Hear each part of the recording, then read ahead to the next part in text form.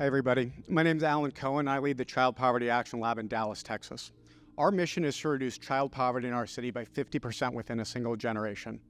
And we do this by taking data and evidence and applying it to a range of issues that we refer to as our 5 big bets for economic mobility.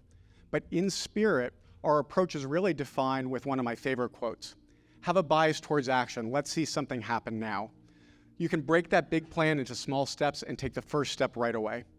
So whether it's affordable housing or it's maternal health care in the state of Texas, we take big problems, we break them up into smaller and smaller pieces using data, and then we take action against one piece at a time, and we keep going until we see outcomes move. For example, back in 2019, we got very serious about reducing gun violence throughout our city.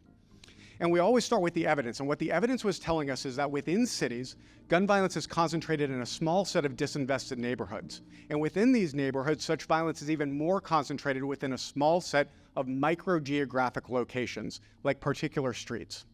So what we did is we took Dallas, which is 385 square miles large, and we split it up into 110,000 individual cells, or microgeographies. Then we asked how many of those cells had had one homicide occur within the last 5 years and had also had 3 acts of gun violence occur within the last year. That takes us from 110,000 down to 40. The combined surface area of that 40 cells is 0.15 square miles, or 0.0003% of the overall surface area of Dallas. Now we look back over the last 5 years and we find that over 10% of all homicides in our city occurred inside that 0.0003%. Then just for kicks, we built a small border around each of the 40 cells, and now we are capturing 24.9% of all homicides that occurred in our city over a 5-year period. When you have data that has that kind of leverage, we think it is actually an opportunity where we can achieve scale literally by focusing on not scale. Right? In other words, we have an opportunity to move a citywide outcome by focusing on block-level locations. So that's exactly what we decided to do. We went to the intersection of Malcolm X Boulevard and Marburg Street, which a more advanced analytics technique showed us was the highest risk cell for ongoing gun violence in the entire city of Dallas. And we brought this data to city officials and to community organizations. And what they said was, this microgrid, this can be very helpful to us, and we see the opportunity of reducing violence by pushing resources into the neighborhood.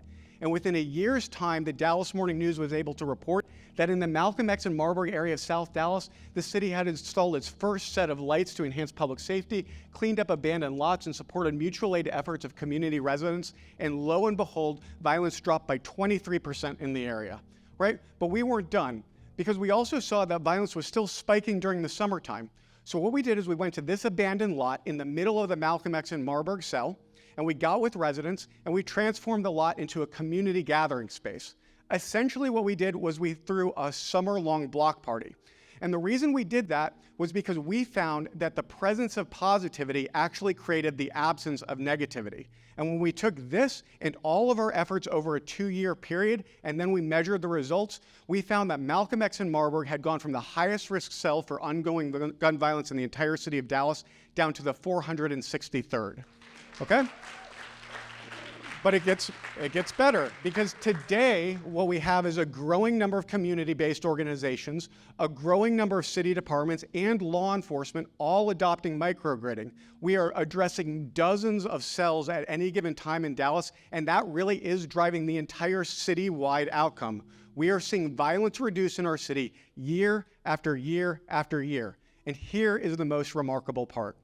When you start to reduce violence by actually pushing resources into the neighborhood, you can see the violence reduce. At the same time, you're also reducing arrests in your city year after year. That means that less kids have their families split up due to incarceration, and more opportunity stays in the neighborhood.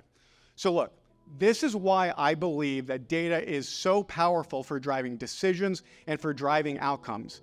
And this is something that not only do we evangelize, but we also think it's important that this data not just stay at the level of policymakers and senior management. We need to drive the data down to the ground. It is important that we use analytics to empower our implementers and our operators and our doers. And this is something that we can do across all of the issues we work on, and it's something that we can do in cities across this country so that citywide outcomes become statewide outcomes, and statewide outcomes become national outcomes.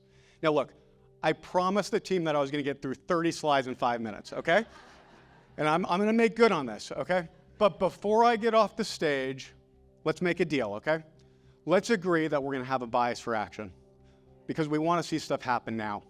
And let's agree that when we go home and we get stuck, and it always happens, that we're going to take our plans and we're going to break them up into smaller steps and we're going to keep pushing forward one step at a time. And I really believe this. I really believe that if we take that approach, there is no problem that is too big or too complex that the type of people that are in this room can't figure out a way to start to solve. It's truly an honor to be a part of this community. Thank you.